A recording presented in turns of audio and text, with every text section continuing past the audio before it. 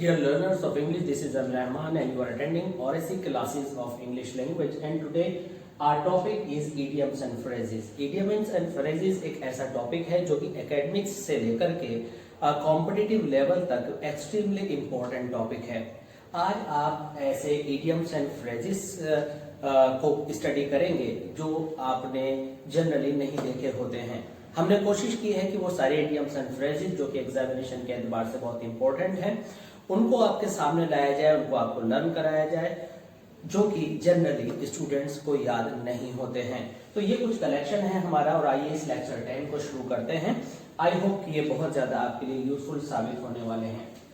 देखिए, पहला हमारा जो इडियम है वह है too clever by half. Idioms and phrases में जब हम लर्न करते हैं तो सबसे अहम बात ये होती है कि हम उनको किस तरह से याद करें कि वह हमें लंबे समय तक याद रहे, क्योंकि आमतौर से प्रैक्टिस में ना होने की वजह से हम लोग इनको भूल जाते हैं। तो हमने कोशिश की है, हम आपको वो ट्रिक्स बताने वाले हैं, कुछ ऐसा लिंक क्रिएट करेंगे इन ग्रुप्स ऑफ वर्ड्स के बीच और आपकी मेमोरी के बीच कि वो आपको लिंक कर जाए और कहीं ना कहीं आपको अच्छे से याद रह जाए। तो यहाँ पर शुरू करते हैं टू क्लेवर बाय हाफ। तो टू क्लेवर बाय हाफ, जैसे कि हम वर्ड्स को लेकर के मीनिंग निकालें तो क्लेवर चालाक को कहते हैं और हाफ आधे को कहते हैं। तो अब हम ये भी जानते हैं कि जो हमारे इडियम्स हैं उनका लिटरल मीनिंग से बहुत कम लेना देना होता है, सीधे सीधे वो रिलेट नहीं करते, जैसा दिखता है वैसा मीनिंग ही नहीं होता। तो फिर ऐसी दशा में हमें क्या करना होता है, हमें उनको समझना पड़ता है कि क्लेवर किस सेंस में कहा गया है और हाफ किस सेंस में कहा गया है। तो सबसे पहले देखते हैं मीनिंग क्या है। इसका मतलब है टू बी डिसऑनेस्ट। अब too clever by half is equal to be dishonest से मतलब क्या है, तो अब हम यहाँ पर समझते हैं। देखिए, हम कहते हैं कि भाई आप बहुत समझदार मत बनिए। समझदारी ठीक है, यानी समझदार होना अच्छा है, बट ज्यादा समझदार बनना नुकसान दे जाता है। तो जब हम T-2 लगाते हैं तो टू का मतलब होता है एक्सट्रीम, यानी कि ज्यादा समझदार बन रहे हो, और अति, टू मीन्स अति, और अति में होती है क्षति, नुकसान। तो इस तरह से क्या होता है कि जब कोई आदमी ज्यादा समझदार बनता है तो वो बहुत सेल्फिश हो जाता है और अपने फायदे को ज्यादा सोचता रहता है, और जब ज्यादा अपने फायदे को सोचा जाता है तो सेक्रीफाइस की फीलिंग चली जाती है। और जहां सेक्रीफाइस और डिवोशन नहीं होता तो वहां पर नुकसान के चांसेस बढ़ जाते हैं। और जब हम अपने ही फायदे के बारे में सोचते हैं तो फिर हम शॉर्टकट लगाने लगते हैं और थोड़ा सा इलीगल रास्ते को अपनाने लगते हैं। तो इस तरह से जब हम ज्यादा क्लेवर होते हैं तो ज्यादा फायदे को सोचकर जब इलीगल रास्ते को अपनाते हैं तो हम टू बी डिसऑनेस्ट हो जाते हैं, यानी डिसऑनेस्ट हो जाते हैं। तो यहाँ पर जो हमने बी लगाया, तो जब आप इसको यूज करेंगे तो यहाँ पर आपको जो लिंकिंग वर्ब्स हैं is, are, am, was, were, वो यहाँ पर यूज कर लेंगे। तो आप लिखेंगे he is too clever by half because कोई भी रीजन आप बता सकते हैं। तो इसका मतलब हुआ टू क्लेवर बाय हाफ का मतलब है बहुत ज्यादा बेईमान होना। अगर आपको ये यूज करने नहीं आते तो आप क्या करेंगे कि इसको अपनी सेंटेंस में यूज कर लीजिए और यूज करने के बाद फिर इसकी प्लेस पर इसको प्लेस कर दीजिए। जैसे ही इज डिसऑनेस्ट, तो टू भी इजारत के लिए है और डिसऑनेस्ट की जगह आप टू क्लेवर बाय हाफ लगाकर सेंटेंस क्रिएट कर सकते हैं। यहाँ पर है हमारा second idiom to cook the books. अब टू कुक द बुक्स सबसे पहले मीनिंग देते हैं और मीनिंग देखने के बाद हम कोई लिंक क्रिएट करेंगे। तो इसका मीनिंग है to alter facts and figures dishonestly. तो ऑल्टर का मतलब होता है चेंज करना। चेंज करना मतलब बदल देना, जिसे आप टेम्परिंग भी कहते हैं। जैसे कि हम इलीगली किसी कागज से कोई एज चेंज कर लें जो कि ऑथोराइज नहीं होती है। टीचर के सिग्नेचर के नीचे की जो डेट है बच्चे कभी कभी उसे बदल लेते हैं, तो उसे ऑल्टरेशन कहते हैं, बदलना कहते हैं। तो टू कुक द बुक्स का मतलब उससे भी बड़े लेवल की बेईमानी है। कैसे? To alter facts and figures dishonestly. अब मान लीजिए कि आपके पास बुक्स हैं, अब बुक्स में सच बात लिखी है, तो क्या होगा कि जब आप सच बात बताएंगे तो कोई भी पढ़ लेगा, कहेगा आप झूठ बोल रहे हैं। तो आप क्या करेंगे कि उस किताब के पढ़ने को भिगो लेंगे, पानी में गला लेंगे, या कुछ उसकी प्रिंटिंग को ऐसा गड़बड़ कर देंगे कि कोई भी चीज जल्दी से पढ़ने में और समझ में ना आ पाए। तो इसका मतलब क्या हुआ कि बुक कुक कर ली तो जो राइटिंग है वो फेंट हो गई या कोई और प्रॉब्लम निकलकर सामने आ गई। तो इसका मतलब है कि आपने फैक्ट्स और फिगर्स को डिस्टर्ब कर दिया, और वो डिस्टर्ब करना एक्चुअली इलीगल एक्ट है। तो इस तरह से फिगर्स को और फैक्ट्स को, तथ्यों को बिगाड़ देने को हम टू कुक द बुक्स के रूप में यूज करते हैं। अब यहां पर है टू कुक, तो कुक क्या हुआ, ये वर्ब है। तो हमारे इडियम्स कहीं एडवर्ब का काम करते हैं, हमारे इडियम्स कहीं एडजेक्टिव का काम करते हैं, कहीं नाउन का काम करते हैं। तो जितने भी आपने ये टू प्लस फर्स्ट फॉर्म देखे हैं, ये सारे आपके वर्ब का काम कर रहे हैं, मेन वर्ब का काम कर रहे हैं। आप ये समझकर चलिएगा और वर्ब की जगह में यूज करना है। अब इसके बाद हम आते हैं टू कट कॉर्नर्स। तो टू कट कॉर्नर्स मीन्स, देखिए जब आप किसी चीज के कॉर्नर होते हैं और उसको रखते हैं तो आप बड़े एहतियात से रखते हैं कि कहीं ये टूट ना जाए, कहीं इसका कॉर्नर क्रैक ना हो जाए, इसकी जो शेप है वो खराब लगने लगे। लेकिन जब किसी भी चीज के जो कॉर्नर्स हैं रेक्टेंगल या स्क्वायर में, और आप उन्हें जो है थोड़ा सा कर्वी कर देते हैं, उसे घिस करके गोल कर देते हैं, तो उनको रखना थोड़ा इजी हो जाता है। तो यहाँ पर आप ऐसे इसको रिलेट करेंगे, टू डू समथिंग इजीली, यानी ये नेगेटिव सेंस में जाता है। नेगेटिव का मतलब नॉट लगाने से नहीं है, इसमें नेगेटिव का मतलब है कि ये मान लीजिए कि कोई भी काम डिसअप्रूवल, यानी जो तरीका इलीगल या बुरी तरीके में जाता है और अच्छा नहीं माना जाता, अनैतिकता के सेंस में जाता है, वहां पर इस इडियम को हम यूज करते हैं। जैसे कि किसी टीचर ने हमको होमवर्क दिया और हमें होमवर्क करना है। अब हमें कल पूरा होमवर्क दिखाना है। अब होमवर्क अगर हम साफ करेंगे, क्लीन करेंगे, अंडरलाइन करेंगे, बहुत ही अच्छी से हैंडराइटिंग करेंगे, तो ऑफ कोर्स देर लगेगी, because you are caring for it. लेकिन जब आप फटाफट निपटाते चले जाएं, तो इसका मतलब यह है कि आप काम चलाओ काम कर रहे हैं, और ऐसे में क्या होगा, to do something easily but not favourable, उसके रिजल्ट्स फेवरेबल नहीं माने जाते। मान लीजिए आपके पास कोई ऑर्डर है और आपको वो सप्लाई देनी है, और आपने कोई गारमेंट सिलाई करना है और आपने सीधी उल्टी सीधी सिलाई करके उस ऑर्डर को पूरा कर दिया, तो आपने कट द कॉर्नर्स किए, यानी आपने जो कॉर्नर्स की फिनिशिंग थी उस पर ध्यान नहीं दिया। तो अब आप रिलेट कर सकते हैं कि जब आप कॉर्नर्स कट करें तो आप कोई ना कोई वर्क के अंदर कमी कर रहे हैं, और ये डिसऑनेस्टी के सेंस में आती है, काम चलाओ सेंस में आती है, जल्दी काम निपटाने और अर्निंग बढ़ाने के सेंस में आप इसे यूज कर सकते हैं। 2 नंबर पर हम देखते हैं to dot one's i's and cross one's t's. सुनने में ये हमें बहुत अजीब सा लगता है। अजीब सा लगने की बात यह है कि अगर हम इसका सेंस देखें तो एकदम समझ में नहीं आता कि ये one's t i's and cross one's t's क्या है। इसको अभी हम समझते हैं, इससे पहले इसका मीनिंग जान लें। To deal with all small remaining details before a task is completed. मतलब कहने का यह है, इसकी हिंदी कुछ इस तरह से मीनिंग निकलता है कि जैसे ही आपका काम फिनिश हो रहा होता है तो आप फाइनल डेकोरेशन करते हैं, और किसी भी काम को लास्ट में उसकी फिनिशिंग कर रहे होते हैं। इट मींस आप किसी भी काम को वाइंड अप कर रहे होते हैं और उसकी लास्ट फिनिशिंग का दौर आपका चल रहा होता है। तो इसको कैसे जानेंगे कि कोई भी आदमी अपने आईज एंड टीज को क्रॉस कर रहा हो।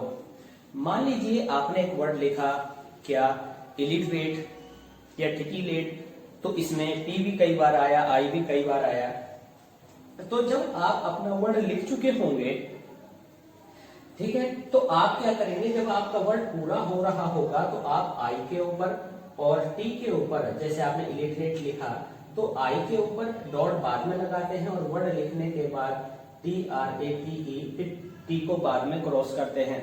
तो जब आपने पूरा वर्ड लिख लिया तो इस पूरे वर्ड को लिखने के बाद आप क्या करते हैं, इस पूरे वर्ड को लिखने के बाद आप आई पर डॉट बाद में लगाते हैं। जितनी भी आई जगह आई हुई होती है और जितनी जगह टी आया होता है उनको क्रॉस बाद में करते जाते हैं। तो इसका मतलब हो गया टू डॉट वंस आई, यानी आई के ऊपर डॉट लगाते जाना और टी को क्रॉस करते जाना। इट मीन जब आप अपना वर्ड पूरा लिख चुके हो और उसके बाद आप आई के ऊपर के सारे डॉट, जितनी जगह आई हो, टी के ऊपर क्रॉस लगाते जाएंगे, तो यानी आप फिनिशिंग पॉइंट की तरफ चल रहे हैं। तो इसको कहते हैं to dot one's i's and cross one's t's. मान लीजिए कि कल हमारा एग्जामिनेशन है, तो हम क्या करेंगे, फटाफट रिवीजन करते हैं, तो हम अपने आईज एंड टीज पर क्रॉस लगा रहे होते हैं। It means we are going to finish our preparation और whatever we are doing. Students अब हम आते हैं अपने नेक्स्ट पॉइंट की तरफ, इन वंस एलिमेंट्स। अब इन वंस एलिमेंट से पहले हमने यहाँ पर टू बी लिखा है। टू बी जहां भी आ जाए वहां पर is, are, am, was, were, linking verb आपको लगानी होती है, और इन वंस एलिमेंट्स उसके आप आगे लिखते हैं। तो कोई इडियम हमने बताया था कि कहीं इडियम एडवर्ब होता है, कहीं एडजेक्टिव होता है और कहीं नाउन होता है। तो to be in one's elements को हम यहाँ पर यूज करने जा रहे हैं इन योर कंफर्ट जोन। तो कंफर्ट जोन क्या है, सबसे पहले इसे समझते हैं। देखिए कंफर्ट जोन जो होता है, कंफर्ट जोन उस सिचुएशन को कहते हैं जिसमें रह करके हमें ज्यादा परेशानी महसूस नहीं होती काम को करने में। मान लीजिए कि किसी को पोएट्री पढ़ाना अच्छा लगता है, किसी को ग्रामर पढ़ाना अच्छा लगता है, अगर कोई केमिस्ट्री पढ़ा रहा है, किसी को थ्योरी पढ़ाना अच्छा लगता है, किसी को इक्वेशंस और जो उसकी इक्वेशंस होती हैं पढ़ाना अच्छा लगता है, किसी को न्यूमेरिकल अच्छे लगते हैं। तो हर एक का एक कंफर्ट जोन है। कुछ अगर हम विमेन की बात करें, उनको घर पर रहकर काम करना अच्छा लगता है, कुछ को बाहर जाकर रिलैक्स मिलता है, तो उनके कंफर्ट जोन्स हैं। कोई भी आदमी अपने कंफर्ट जोन में इजीली काम करता है। कहते हैं ना कि जब सक्सेस हासिल करनी हो तो आपको अपने कंफर्ट जोन से बाहर आना चाहिए, कुछ ऐसा करना चाहिए जो आपने पहले ना किया हो, और जो पहले ना किया हो तो स्ट्रेन तो डेफिनेटली आना ही है। और प्रोग्रेस जब मिलती है जब हम मोर देन कंफर्ट जोन जाते हैं। तो इस तरह से यहाँ पर आया इन वंस एलिमेंट्स। और एलिमेंट्स क्या है, एलिमेंट्स हमारे वो एप्टीट्यूड है हमारे अंदर का, हमारी वो नेचुरल क्वालिटी है जो हमें कोई काम कराती है। लेकिन जब जोर पड़ता है तो उस समय पड़ता है जब हम अपनी नेचुरल क्वालिटी जिसके लिए हम नहीं बने हमें वो करना पड़े। तो यहाँ पर आया कि to be in one's elements. तो अगर मान लीजिए कि मुझे ग्रामर पढ़ाना अच्छा लगता है और मुझसे कहा जाए कि नहीं आप बाहर जाकर मार्केटिंग कीजिए, तो वो मेरा कंफर्ट जोन नहीं होगा।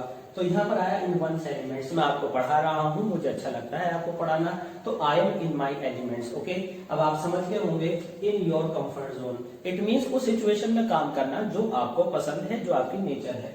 तो इसको कहेंगे हम you are in your elements. ये जो ONE' वंस है, इसकी जगह अगर आपका सब्जेक्ट यू है तो आप योर करेंगे, ही है तो हिज करेंगे, और शी है तो हर करेंगे। तो आई थिंक कि आप ये अच्छे से समझ गए होंगे। हमारा यहाँ पर है पॉइंट नंबर 6। पॉइंट नंबर 6 में आप देखेंगे to put all eggs into या इन वन बास्केट। मीनिंग कुछ इस तरह से निकल कर आता है कि अपने सारे एग्स को एक अकेली बास्केट के अंदर सब के सब एग्स रख देना। तो इसका मतलब होता है to risk relying on one particular action. यानी मैं कोई एक काम कर रहा हूं और मैं सिर्फ एक ही काम कर रहा हूं और उस काम पर बहुत सारी एक्सपेक्टेशन डिपेंड करती हैं और वो काम खराब हो गया तो फिर तो कुछ नहीं बचा। तो जो बिजनेसमैन हैं, जो बिजनेस गुरुज हैं, वो क्या कहते हैं, वो ये कहते हैं कि आप इन्वेस्ट अलग अलग जगहों पर करिए। अगर एक पैसा मरता है या खराब होता है या डूबता है तो दूसरी जगहों से आ जाएगा। इट मींस आपके अर्निंग के सोर्सेज मोर देन वन होने चाहिए। अब यहाँ पर जो आपके अर्निंग के सोर्सेज हैं उनको आप एक्स मान लीजिए। मान लीजिए कि आप एक्स का बिजनेस कर रहे हो, आपने सारे एक्स एक गोडाउन में रख दिए और किसी वजह से वहां कुछ प्रॉब्लम आ गई तो सारे एक्स स्पॉइल हो जाएंगे। तो इसका मतलब हुआ to put all eggs into one basket, यानी रिस्क लेना उस चीज में जो एकमात्र साधन है उसके ऊपर पूरा दाव लगा देना, जो कि गलत है। तो इस तरह से अगर आप सारी अपनी इनकम, सारा सोर्स किसी एक चीज से लेते हैं, एक चीज पर लगा देते हैं कि इससे हमें बड़े रिटर्न्स मिलेंगे, तो वो बिल्कुल ऐसा होगा जैसे आपने बहुत सारे अंडों को एक बास्केट में रख दिया हो। वो बास्केट अगर हाथ से छूट गई, कोई और प्रॉब्लम आई तो बहुत बड़ा नुकसान होने वाला है। तो ऐसा ही कुछ यहाँ से आप सीखते हैं कि बड़ा रिस्क लेना किसी एक चीज को आधार मानकर। तो we should not put all eggs into one basket, ये हमारे लिए अच्छा सा यूज होगा। At a crossroads. At a crossroads का मतलब है to be at one's important stage of one's life. आपने एक पोएम पढ़ी हो कि रोड नॉट टेकन। अगर आपको याद हो कि उसमें एक सड़क जाती थी और पोएट फोर्क पर खड़े हुए थे और वे सोच रहे थे मैं इस सड़क पर जाऊं या सड़क पर जाऊं। आपने 12th कर लिया है, अब आप सोच रहे हैं कि मैं साइंस के थ्रू आगे निकलूं या कॉमर्स के थ्रू आगे निकलूं, किस स्ट्रीम को मैं पकड़ूं और आगे अपनी फील्ड क्या बनाऊं।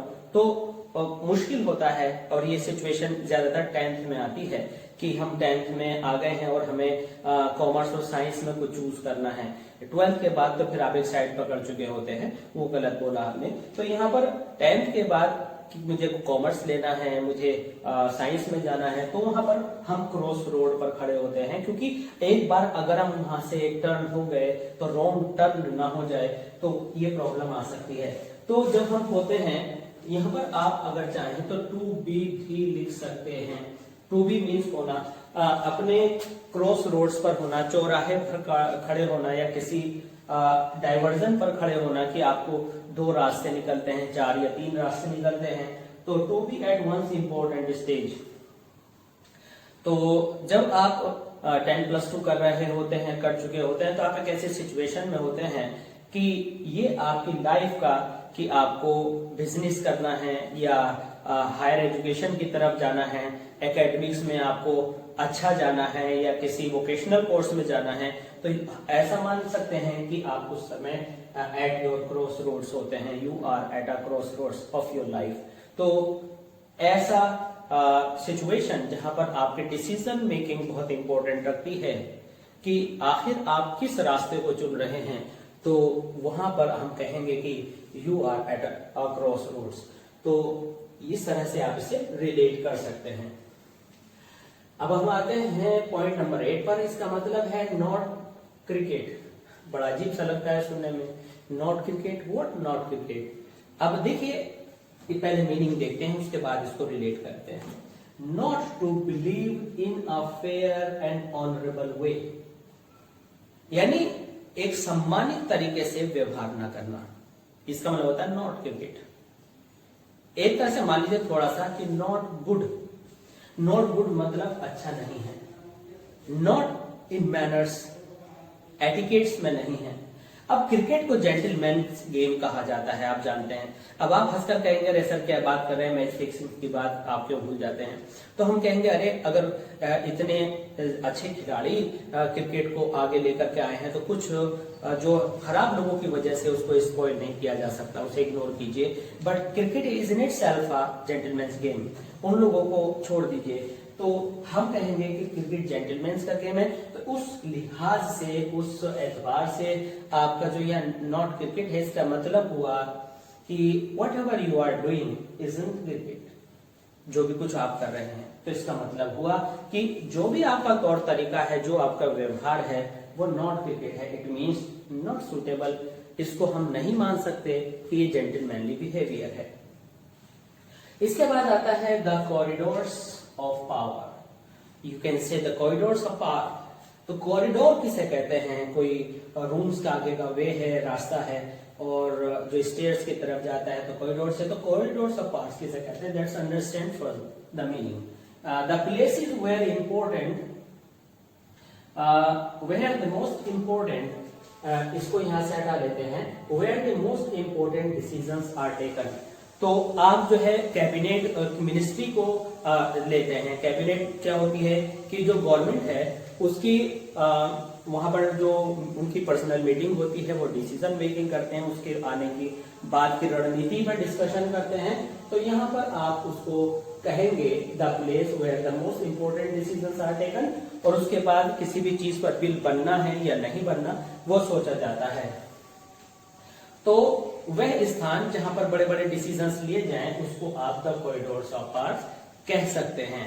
तो यानी कोई भी हेड ऑफिस की कमेटी या कोई भी वो लेवल जहां पर डिसीजंस मेकिंग होती है, उसे आप कॉरिडोर ऑफ पावर्स कहते हैं। यहाँ पॉइंट नंबर 10, पॉइंट नंबर 10 में टू गेट इवन। अब टू गेट इवन, इवन को लेकर के हमारे माइंड में कई सारे कंफ्यूजन्स रहते हैं। जैसे कि हमने कहा इवन एक विरोधी परिस्थिति में हम इवन को यूज करते हैं। कैसे? हमने कहा there was not even a single student, एक अकेला भी नहीं था। तो इवन एक तरह से एडवर्स सिचुएशन को रिफ्लेक्ट करता है। लेकिन यहाँ पर इवन ऑड का ऑपोजिट है, ऑड एंड इवन।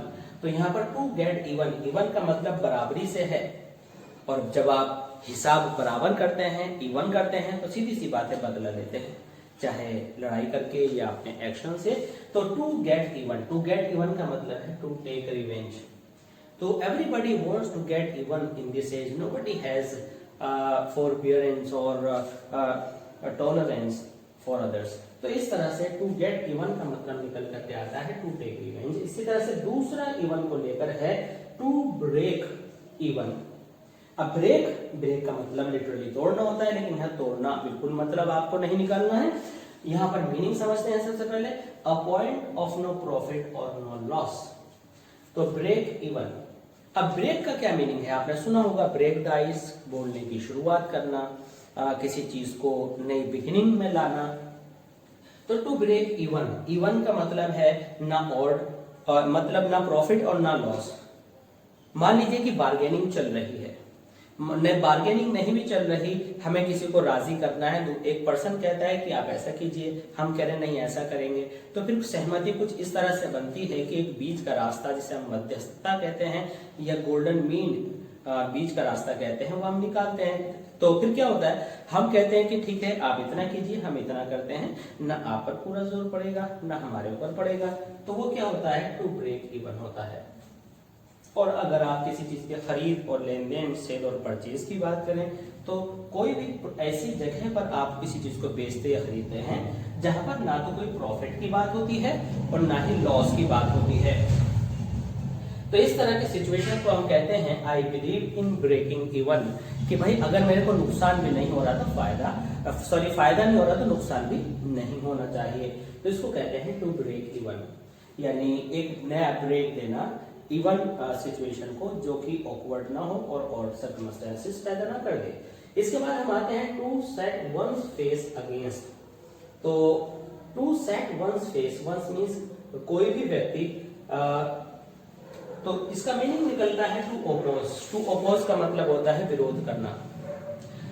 अगर हम अपने फेस को सेट कर लें दूसरे के अगेंस्ट, तो इसका मतलब है कि हम ओपोज कर रहे हैं।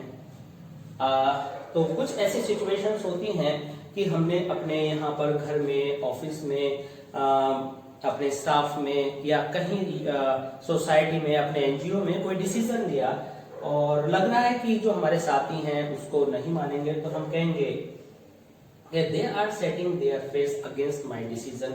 तो जो भी वन है, इसकी जगह जो आपका सब्जेक्ट है उससे रिलेटेड जो भी कोई पॉजिटिव केस में आने वाला वर्ड होगा वह यहाँ पर आएगा।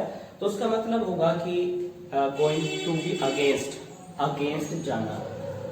इसके बाद आपका जो इडियम है वह है फुलोड सैम एंड जेड सैम। ये फुलोड सैम एंड जेड सैम सुनने में बड़े ऑकवर्ड वर्ड्स लगते हैं अगर हम इनके यूज टू नहीं हैं। तो सबसे पहले हम जानते हैं कि आखिर ये फुलोड सैम एंड जेड सैम होते क्या हैं। देखिए, इस इडियम और मीनिंग को जानने से पहले हम फुलोड सैम और जेड सैम को जान लेते हैं। फुलोड सैम जो है एक ऐसा पार्ट है डेक का, डेक डीजे वाला नहीं, डेक जो कि शिप होता है।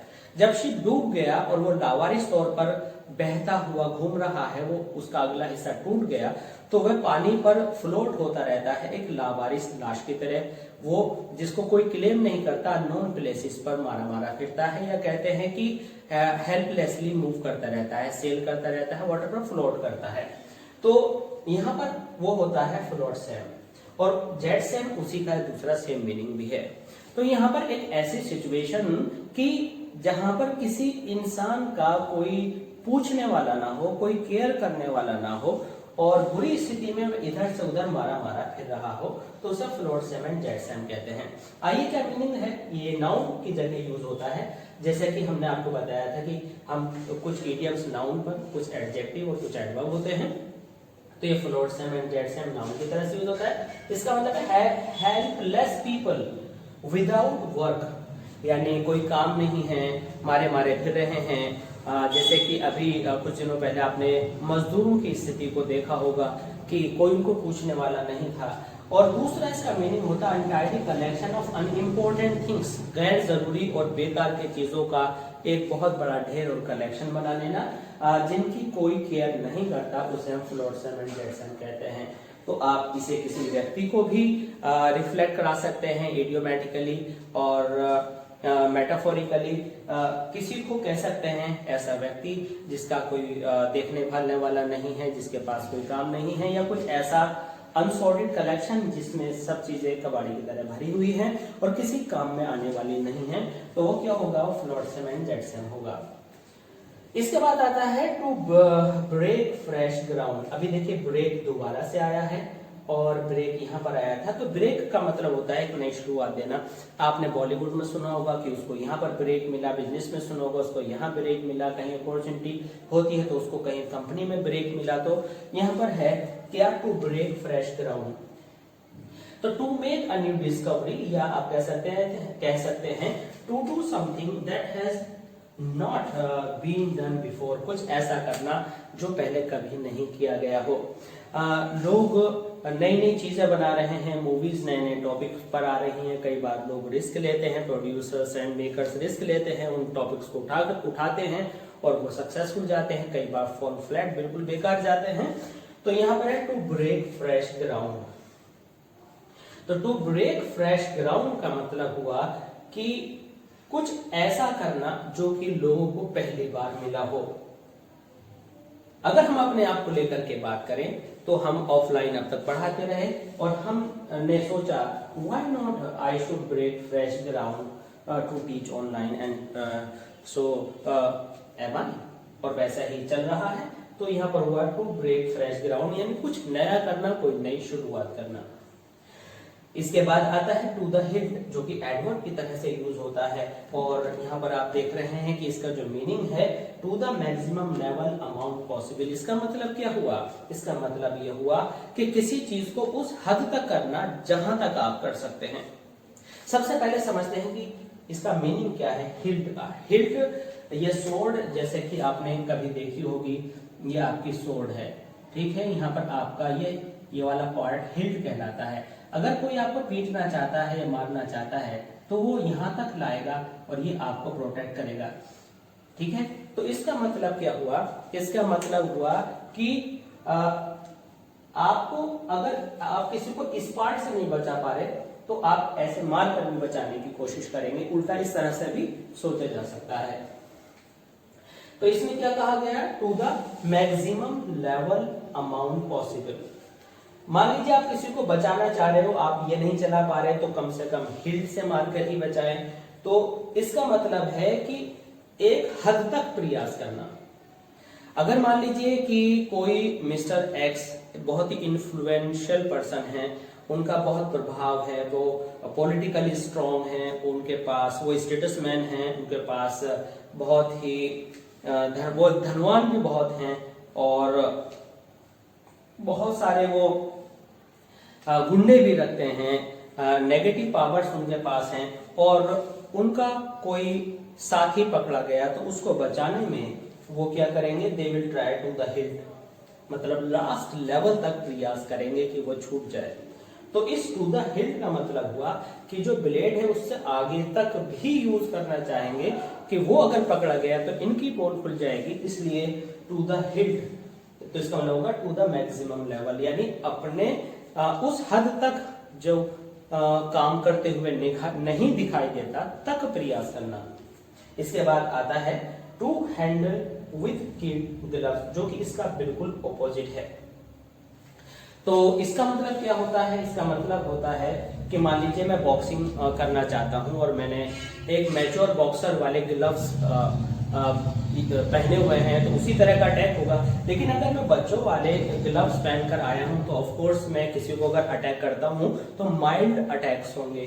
तो क्या होगा, हल्के फुल्के अटैक्स होंगे, यानी टू हैंडल जेंटली। अगर आप हैंडल करते हैं किड के ग्लव्स पहनकर तो आप बड़े सॉफ्टली हैंडल करते हैं। In other words you can also say not to offend और अपसेट और वन और situation, not to you do not want to make upset someone or situation। आप कुछ ऐसा नहीं करना चाहते कि आपके किसी एक्शन से बहुत ज्यादा प्रॉब्लम क्रिएट हो जाए। आप चाहते हैं कि आपका एक्शन भी दिखे और काम भी हो जाए। ऐसा कहें कि अगर हम कि सांप भी मर जाए और लाठी भी न टूटे तो वो ये वाली बात होगी, to handle with kid gloves, यानी बच्चों वाले ग्लव्स से पीटना तो चोट भी ना लगे और पिटाई भी दिखे। तो इस तरह से आई होप स्टूडेंट्स कि आपने ये 16 न्यू इडियम्स आज प्रॉपरली लर्न कर लिए होंगे। इनको दूसरा लर्न करने का बेहतरीन तरीका ये हो सकता है कि आप इसे मैक्सिमम लेवल पर अपनी लैंग्वेज में यूज करें और जो एक idiom single idiom you have in your mind kindly continue to use it, उसे यूज करते रहिए, उसे चलते फिरते सोचिए, उस पर 2 लाइंस लिखिए, एंड इन दिस वे आपको पता भी नहीं चलेगा कि कितनी बड़ी वोकैबुलरी का एम्पायर आपने खड़ा कर लिया है। Beginning is a half done, always remember, शुरुआत करना ही आधी सफलता हासिल कर लेना है। आई होप कि वो आप कर चुके हैं। Then students, thanks for being with us, thanks a lot. और हमारी अगर ये वीडियो पसंद आए तो प्लीज लाइक, शेयर और कमेंट जरूर कीजिएगा और बेल आइकन को जरूर प्रेस कीजिएगा ताकि इस तरह की लेटेस्ट वीडियोस के अपडेट्स के नोटिफिकेशंस हैं वो आपको मिलते रहें। Thanks again.